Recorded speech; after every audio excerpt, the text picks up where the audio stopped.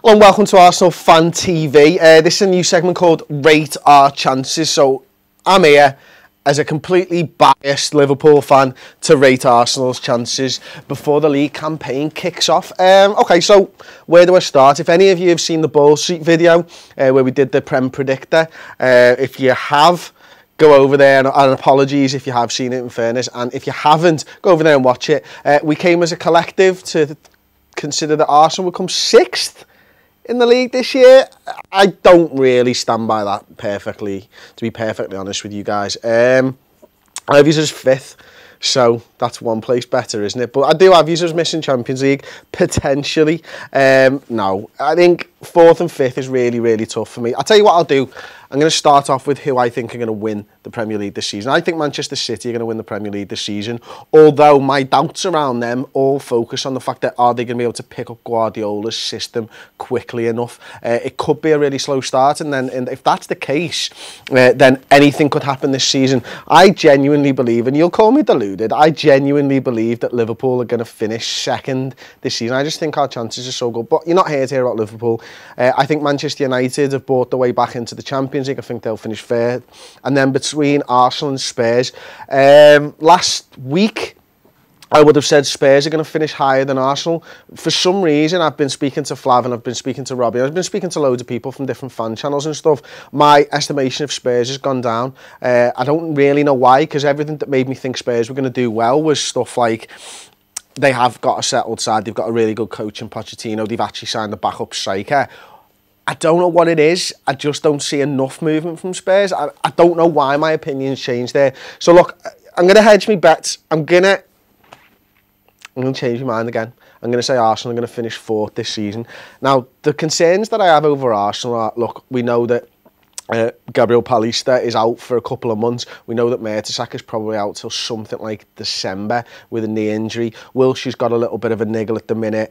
Welbeck's out till I think it's February, something like that. So there are concerns. The main concern for me is, look, you guys need a centre-back. I think you've been linked with Mustafi, haven't you? He's, a good German international, should be a guy that you wanna be signing, and I think he'll make a massive difference to Arsenal. But Arsenal notorious slow starters. You guys know this better than me. When you look at the fact that Ramsey, Ozil, Koscielny, Giroud and Sanchez have all been given late starts to pre-season because of the commitments in the Euros, in the Copa America. Look, Ramsey and Ozil obviously got to the semi-finals. Koscielny and Giroud got to the final, and Sanchez went all the way in the Copa America again. He has brought those players back late. They haven't played a lot of pre-season.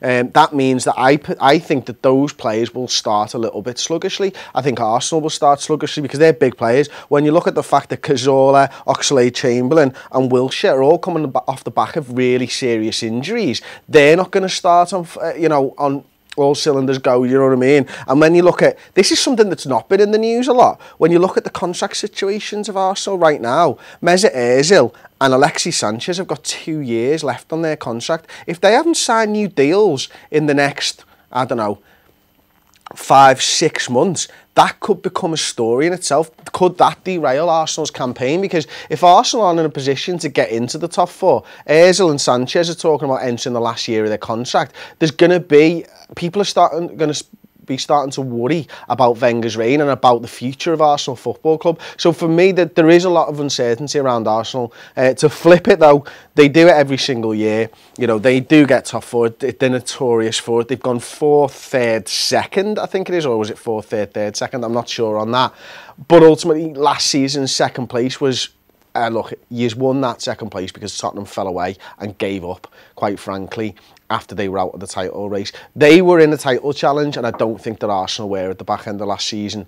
So look, Arsenal finishing 2nd, that's a vanity place. You can put that on, you've finished ahead of Tottenham again, but nobody had a better chance of pipping Leicester to the league title than Tottenham last year. And I think if you're honest with yourselves, I think you'd all agree with me on that one as well. And then look, the striker situation, I think we all need to talk about that.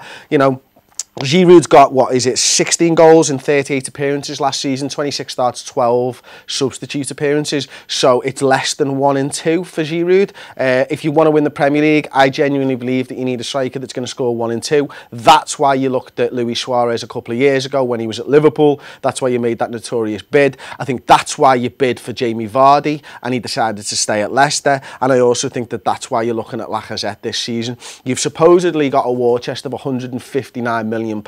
Why Wenger is not spending that money on a striker and a defender, me as an outsider, I just don't understand. But one thing I do know is that after the first 2 months of the season, Arsenal will start picking up points and Arsenal will be in and around the top 4. Whether I'm right or wrong, whether the wheels come off this season, I'm not 100%. If you were a betting man, I would bet for them to get back into the top 4. But will they title challenge? I'm not so sure. Anyway, Robbie, first of all, thank you to you. Thank you for letting me come on and speak about Arsenal. It's nice to talk about a different side. I don't know whether I'm right or wrong. Let me know in the comments section below. I'm sure I'm going to get absolutely beasted for some of the stuff that I've said. If you agree with me, though, give us a thumbs up. Don't forget to like the video anyway. Or do you know what? If you dislike it, give it a thumbs down because it's not my channel, it's Robbie's at the end of the day. Anyway, thank you very much for watching Arsenal Fan TV. If you're of a mind, come over and check us out on MenTV after we beat yous this weekend.